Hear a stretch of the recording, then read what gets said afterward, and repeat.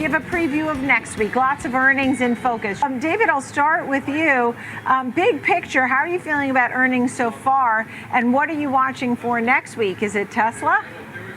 Yeah, absolutely. Well, so far, I think it's coming up roses here. We've had about 12% of the S&P report, and on average, 84% of those companies have beaten expectations, which is much better than average. On the other hand, of course, with stocks knocking on the door of all-time highs here, we do need to make sure that expectations are kept in check. Perfect example, Nicole's today, we heard from Amex, Netflix, and 3M. They've all three beat the street, but the stocks are down today, partly, I think, because the expectations, the whisper numbers exceeded what was actually delivered.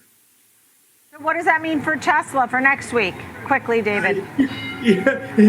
Tesla's going to be tough. They're going to be down double digits from a year ago, although slightly up sequentially. And they've got some very intractable problems. Obviously, I think the two key ones is the brand tarnishment, given the tangle with the president. And of course, another big problem is the BYD over in China, which is beating them to the punch with better performing cars and lower costs in terms of the EV market. And those are two big hurdles that Elon's going to have to discuss in the earnings call.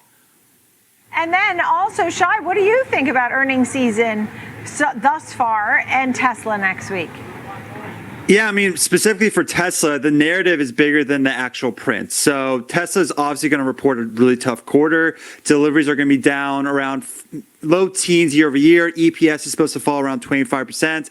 Honestly, Elon might just skip Q2 guidance altogether, but none of that really matters if the narrative regains altitude. All eyes are going to be on FSD and Optimus. And we at Future believe that Optimus could be Tesla's second biggest business in the next couple of years. And that market is the biggest TAM of mankind history, where we expect it to be a multi-trillion-dollar opportunity in the next 10 years. And even if the timeline on when the execution is the variable in the calculus of whether or not to invest in Tesla, we do think the inevitability of that happening has to be factored into your decision, because Elon always delivers. The timeline is a little iffy, but we do believe that using conservative assumptions, Optimus could just be a $500, $600 billion opportunity. And right now, Tesla's trading at a $1 trillion market cap. So we do think there's some room. However, this is not an earnings story anymore. And I do believe that Elon's going to